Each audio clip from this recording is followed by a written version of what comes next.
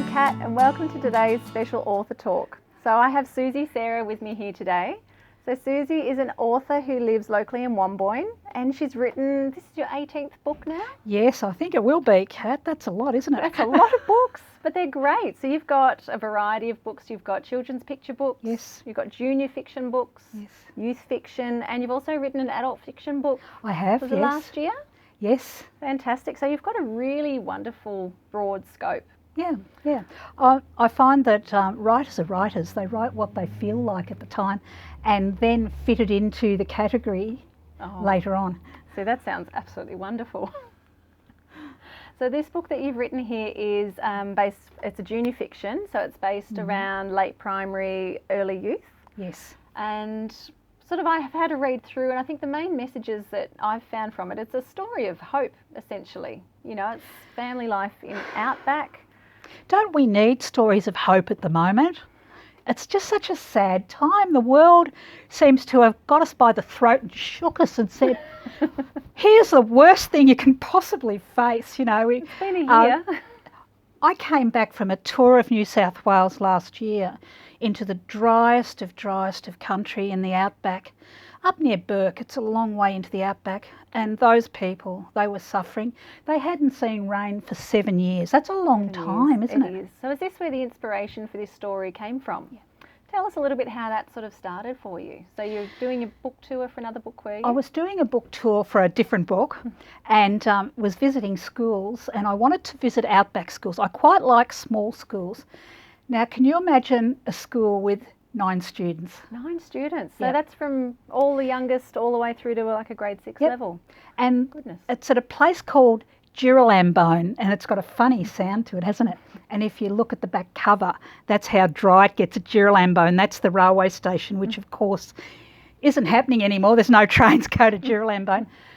9 children. So they got the children from Hermidale, which is a school close by, to come and join them. So we had 20 children all told. Oh wow, so 2 combined schools, a total of 20 children. Yep. And the next school I was going to was a P12 college, which means from primary right through to year 12. And they wanted to know about the effects of the drought on families in the Outback. Right, okay. Now, Kat and I, we live on the coast, and the coast at that stage was very green and not too bad. We had a little bit of drought, but not badly affected. I had not one as skerrick of an idea of what it was like to live in a place where there'd been no water for 7 years, and people were carting water to their farms. One farmer only had 2 sheep in thousands of acres. Goodness. So I asked the children at this school all about what the drought was like. Okay. And what they told me formed the basis for this story. So some of the book tours that you do, sort of do some workshopping with children and do some creative writing activities as well? Yep. Oh, with a school like that's got children from prep right through to year 6, and there's only 9 and at this stage 20 children there. All of the children are in one group in the one classroom, and so that means all of those age groups are all working together. So the older students help the younger students, and it's a very, very special class group to work with. So you have to think about what I'm going to talk about. It's got to work for all of them. It'd be a wonderful dynamic to work with, seeing that cooperation as well.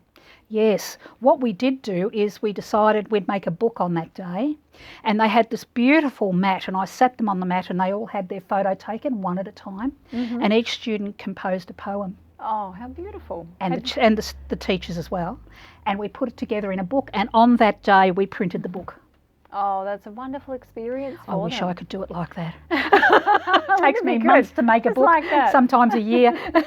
So tell me a bit about this book. What's our story, sort of who are the characters, and sort of what messages do you think that this book has for its readers? Well, this book is about a young girl living on a very dry farm, like the country we're talking about, 1,000 or 2,000 or more acres with 2 sheep on it and her horse.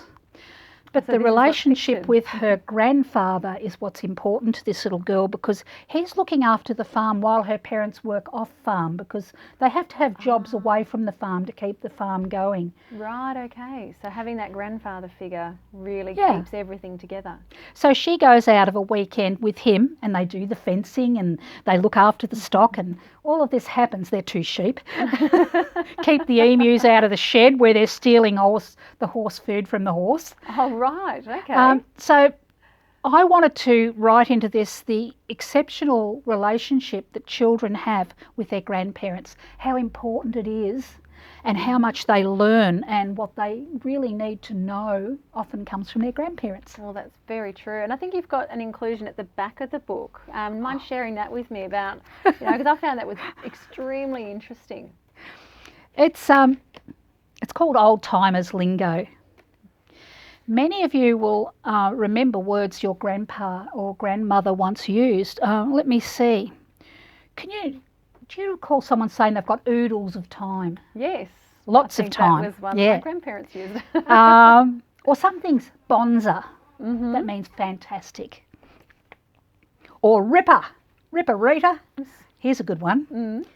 They're up at Sparrow Fart. I think my granddad loved that Sparrow one. Fart's dawn. That When was. the sparrows get up. Yeah.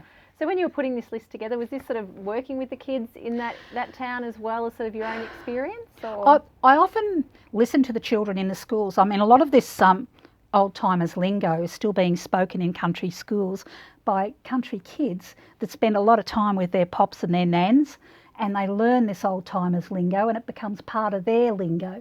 Right, And the teachers often rock and roll and laugh and carry on when they hear what these kids say, because it's almost like a language that's Australian, very Australian, but dying out as Americanism comes in. Right, okay. And I like my books to have a really true bush sort of flavour to them, so you can almost smell the gum leaves and you can tell the billies on the boil. You do describe the environment and, the animals extremely well with all of your books that I've read.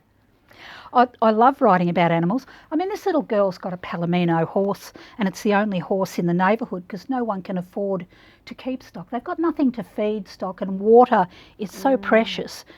They cart water to their farms.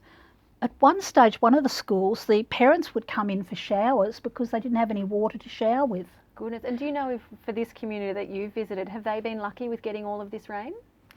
They had, funnily enough, at the end of this story, when I rang the school and said it's completed, the head teacher said, guess what, we've got rain. Oh, what a wonderful way. And this is about finding Aqua Pura. Does anyone know what Aqua Pura means? Do you know, Don? Kat? Water?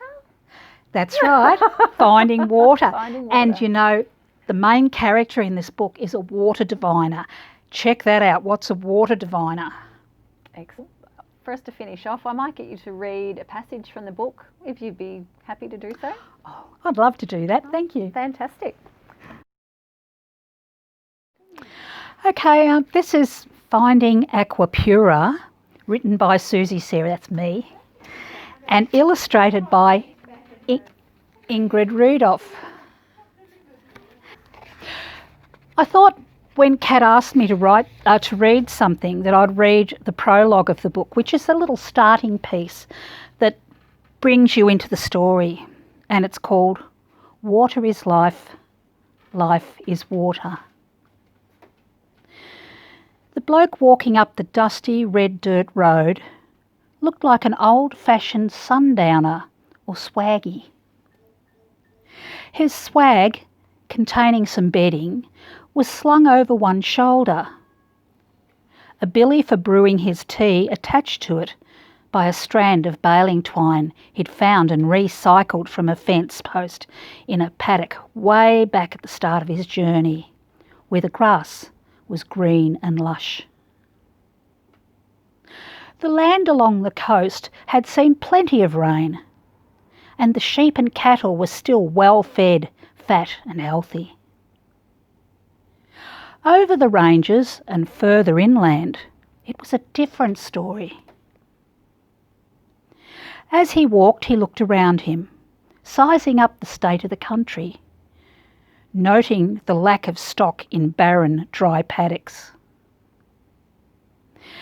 Travelling west towards the land of the setting sun, his well-worn boots kicked up dust. His broad-brimmed hat shielded his face from the fierce heat. "Yep, this place sure could do with some life-giving moisture," he drawled, as a curious magpie cocked its head to listen in. "Seems the farmers hereabouts are growing rocks, dirt and saltbush mostly." A startled kangaroo hopped across the track in front of him. It too turned to watch him saunter by. It was hard work for the animals and birds, doing their best to exist in this sorry-looking landscape. "Time I did a little value adding here," he muttered, as he walked past weather-worn gates on the outskirts of town, bearing the large sign, "Welcome to the Outback."